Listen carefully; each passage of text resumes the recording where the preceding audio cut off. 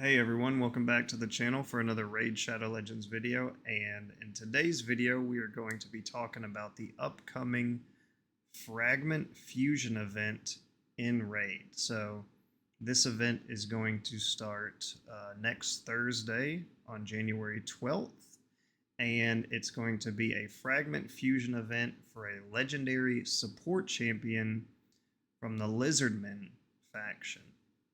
Now, he's not currently in-game, so I can't show you what he looks like in-game, but I do have an infographic to go over with you. So if we pull that up, there he is. So we have Pythion, a legendary support champion from the Lizardmen faction.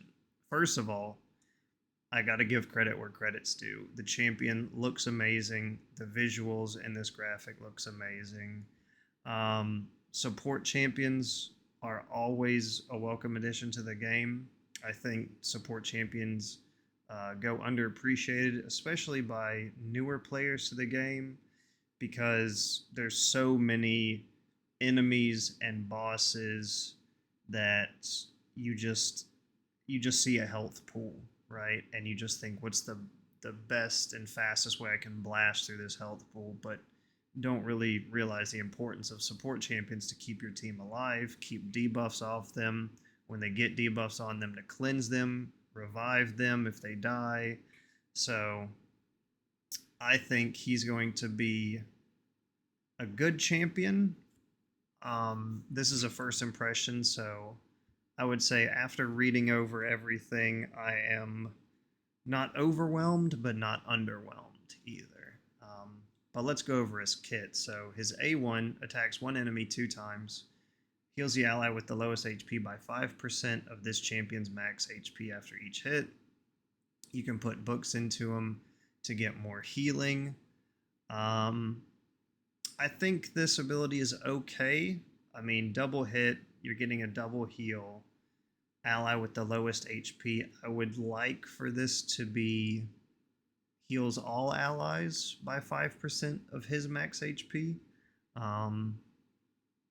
So I would say this is okay. Not amazing, not terrible.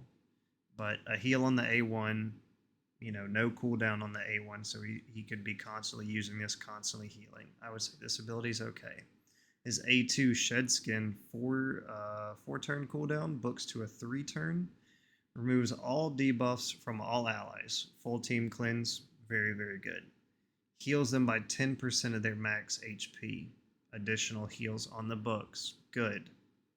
Heals each ally by an extra 5% of their max HP for each debuff removed from them. Also good. The more cleansing you do, the more healing you're going to do, essentially. And then he places a block debuffs for 2 turns. So this book's down to a 3-turn. Block debuff for 2-turn. That's very good. Removing debuffs from all allies, healing them, great. My only critique of this skill was it's based off of your allies' max HP. So if you have like a nuker in there, generally nuker stats are going to be all into attack, damage, attack, crit rate, crit damage, so they're not going to have a lot of HP. I wish it was based off his max HP. Support champions that heal based on their max HP are usually a lot more valuable than support champions who heal based off their allies' max HP. So, not as good as it could be, but a full team cleanse, healing, additional healing based off debuff removal, and block debuffs for 2 turns. Very, very good. Can't overlook that. His A3, Immortal Serpent, 7-turn, books to a 3-turn. Revives all dead allies with 50% HP and 50% turn meter. Good. Then places 25% strengthen buff on allies for 2 turns. So 25% strengthen for 2 turns, meaning they'll take 25% less damage on a 4-turn. I wish it was strengthen on 3 turns instead of 2. I don't think that would break this champion. It would also make this skill a lot better. Also, I'll be interested to see if this skill can be used even if allies aren't dead. So if you set him to run on auto, will he use this skill, or can this skill be used if no allies are dead? Obviously, I assume he'll use it if you run him full auto and one person dies, he'll probably just pick him up, even though he has a full team revive. But I want to know if this can be used without the revive and just place a strengthen, because I don't think that would be as good. I think it would kind of be a waste of a skill, but we'll have to wait and see on that one.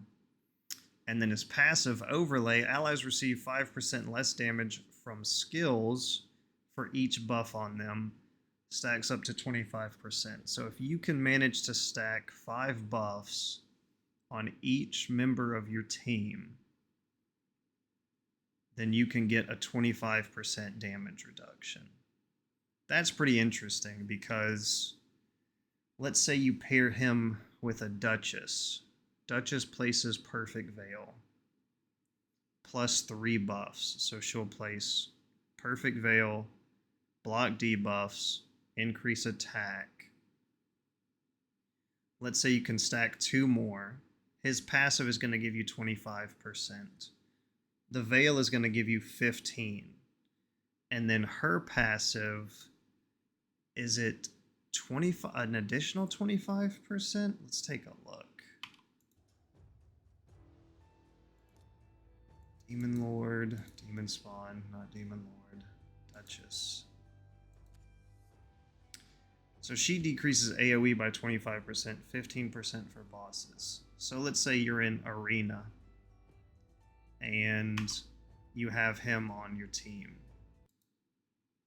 You place 5 buffs, 25% damage reduction. You place Strengthen, another 25%. And then you just have Duchess on the team. That's going to be a 75% damage reduction from AoE attacks, which, if you play the Arena, you know that their nuker is most likely going to have a hard-hitting AoE, most likely. So that is crazy, crazy high damage resist if you pair him with the Duchess.